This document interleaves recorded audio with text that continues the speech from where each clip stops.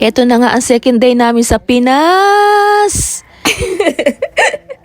Erase, tumigil ka. Normal voice. Mahirap panindigan ang ganyang voice Praise over. the Lord talaga. Thank you, Lord Jesus. Thank you, Jesus. Thank you, Jesus. Amen. Pang-vlogger talaga si Mother. Si Mother talaga ito, totoong vlogger. Yeah. Welcome to the Philippine Santo Niño. Ayan, unahin na muna natin magpasalamat sa Diyos at humingi ng protection at guidance sa ating vacation dito sa Pilipinas para naman malayo tayo sa anumang disgrasya at kapahamakan, lalo na malayo tayo sa mga gastusin. Pero speaking of gastos sa pag-uwi sa Pinas, totoo nga yung sabi nila na kailangan pag umuwi ka ng Pilipinas ay meron kang 100,000 pataas dahil talagang hindi ka magi-enjoy dito sa sobrang mahal ng bilihin, guys. So ngayon isasama ko kayo sa mga una at pangalawang araw ng aming pagdating dito sa Pilipinas at hulaan nyo kung magkano ang magagastos namin. Beauty pageant! Hello, mga guys! Iba-vlog ko siya bukas. See you. Abangan nyo, lalabas niya ang kanyang ganda. Makikita niyo po ang singit ng De Las Piñas. So, unang gastos, ang beauty pageant ni Thalia. Gusto ko siyang suportahan kasi alam ko may potential siya and alam ko na magi-enjoy din ako basta mga ganong pageant. Kaya kahit magkagastos tayo, go lang. Siyempre, susunod na yung ating mga cravings. Marami tayong mga cravings na Filipino food, kaya gagastusan din natin yun. Pero buti na lang, medyo maluwang ang farm namin dito sa probinsya, kaya marami kaming libreng prutas na nakukuha. Mga mangoes, mga guyabano, at kung ano-ano pa. Mga saging na idinideliver na lang sa amin dito. Yung ganitong taho ngayon ay 50 pesos na pala. Dati ay mga 10 pesos lang ito. Una nating agenda ay pamamalengke at self-care. Nagpamanicure muna kami bago pumunta sa palengke. Pag malapitang lakaran lang ay magta-tricycle na lang tayo para mas mura sa gasolina kasi naman itong Iran at Amerika sumabay pa ng gyera kaya tuloy napakamahal ng mga diesel ngayon.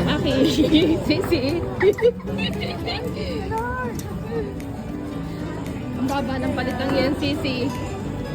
Pamahal nga, nagulat niya. Mura! Mura! Yes, you heard it right. Sobrang bagsak ng palitan ng yen dito. Almost 3,600 to 3,700 lang ang isang lapad ngayon. Dati ay nasa 4,700 yon. So, 1,000 na agad ang nawawala sa isang lapad. Pero panalo ang dollars kasi sobrang taas talaga ng palit ng dollars. Sana pala talaga sa Amerika na lang ako nagtrabaho. Charish, mas gusto ko pa rin talaga sa Japan kasi mas nasanay na ako doon at mas gusto ko talaga yung culture nila. Mabuti na lang kasama ko umuwi si Sisi kaya almost 50% lang ang gastos kasi lagi kaming hati. After sa palengke at eto nakikipagbulahan na kami sa mga hair stylist sa salon. Sabi ko ako 40 na yung itsura ko. Nasa Japan kasi sila. Ito ang 50, ito ang 50. Ang wala sa kanya 32, ako daw 30. Hindi nila alam, mag-golden year na. Mag-golden year. Everything changes talaga. Kaya talagang hindi natin maiiwasan na magtataasan talaga lahat ng presyo ng bilihin dahil hindi nakamukha ng dati. Ang sikreto ay dapat dadami yung maghahati-hati sa gastos para di ka mai-stress at look young pa rin. Mentras nagmamahal ang bilihin ay dapat lalo tayong sumisipag at magiging madiskarte para kumita ng pera. Kung pinag-aaral ka naman ng magulang mo ay siguraduhin mo na huwag mo sasayangin ang kanilang effort para mapagtapos ka ng pag-aaral. Para naman pag nakatapos ay makadagdag ka sa kaginhawahan ng buhay. Ba? My name is Valerie. Si Bal, lagi na lang si Bal. Si Bal na walang malay. Ginabi na kami sa salon at nung araw pa lang na yan ay siguro almost 10K bawat isa na ang nagastos namin.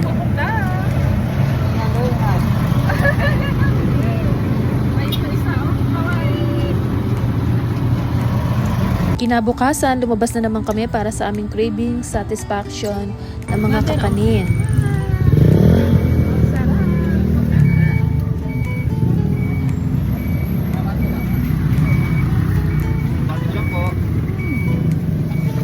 Ito yung mga simple cravings na masarap kainin after lunch, yung merienda sa hapon.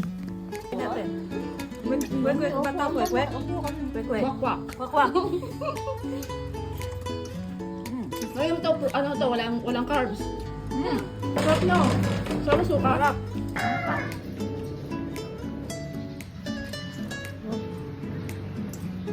Pag ba may bawang ka sa tena mo? Tawag ba? Ano ba yan? Earpads ba? Iba na. Hindi ba kami ni mother, oh. Sarap kaya ni mother. Earpads na yung mother, hindi bawang yun. Baka lagyan mo din ng bawang yung utang po. Baka maggaya ka, baka akala mo maganda sa katawan yun. Sarap talagang kumain ng ganito, lalo na pag madami kayo na nag-aagaw-agawan. Ito yung mga cravings ko dati nung elementary kami at ng high school, pero kulang sa budget kaya hindi ka makabili. Kaya ang ginagawa ko ay pumupunta na lang sa likuran ng bahay namin at naghahanap ng puno na may bunga, like puno ng bayabas at kaimito. Sobrang sarap talaga, lalo na itong buko na malambot at creamy. Ang sarap-sarap kainin nito. Meron din ito sa Japan pero medyo mahal siya at hindi ganito kasarap. Iba talaga yung buko ng Pilipinas. Naibari yung bossing ko ba? Tingdot, tingdot, tingdot. Tingdot, tingdot, tingdot. Hihina ako sa inyo. Yan.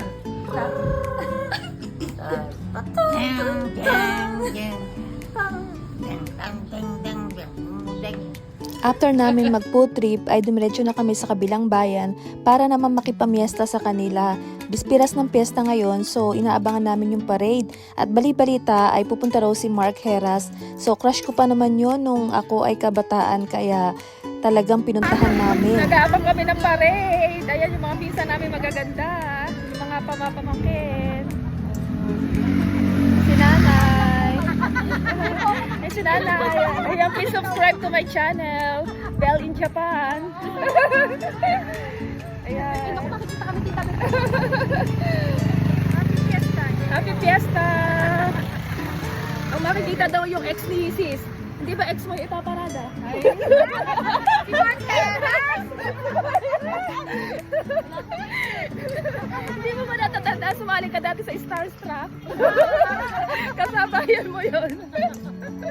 Titignan natin kung meron ka pang mararamdaman sa kanya. Nag-aabang kami. No, si Marquez daw ang inaabangan namin. Dating heartthrob yun. Titignan natin kung gwapo pa rin siya. Baka gwapo pa yung asawa ni Sis eh. Ang sarap talaga makipagtawanan kasama ng mga pinsan natin. Madalang lang namin itong magawa kaya kailangan ay sulitin na. Yung mga ganitong kaganapan ang talagang namimiss namin. Halos matagal na rin kami bago naka-attend ng mga ganito. Mararamdaman mo talaga na tumatanda ka na pag umuwi ka ng Pilipinas.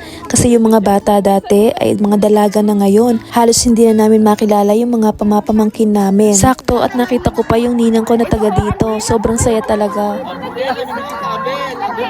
Natatandaan ko pa nag-iisa lang kainin ako lagi yung binibigyan ng ano. Start na ang parade ng Nieves after how many years? Ngayon lang ulit kami nakapanood ng parade. Ito ang aking pinsan. Nagkita-kita kami ulit. Masaya-masaya ang mother. Okay, masaya-masaya din yung mother nyo.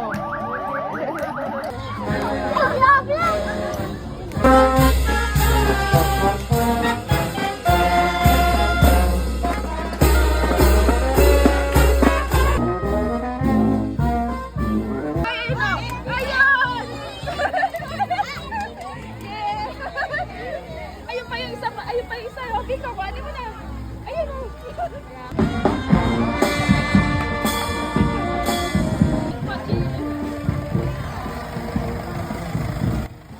Ako lang ba ang nakakapansin? Parang mas maganda yung mga parada nung dati-dati pa, nung mga 10 years or 15 years ago. Parang mas elegante at saka mas ginagastusan nung mga panahon na yon kahit na feeling ko mas mahirap yung buhay nun. Kasi dati sobrang daming banda ng musiko, tapos yung mga float ng mga parade ay talagang inaayusan. Kahit na hindi magaganda yung mga sinasakyan na mga car, ay talagang nag-e-exert ng effort yung mga mamamayan para mapaganda talaga yung mga floats. Kanya-kanya talagang isip ng design. Tapos, sigurado talaga na may artistang darating.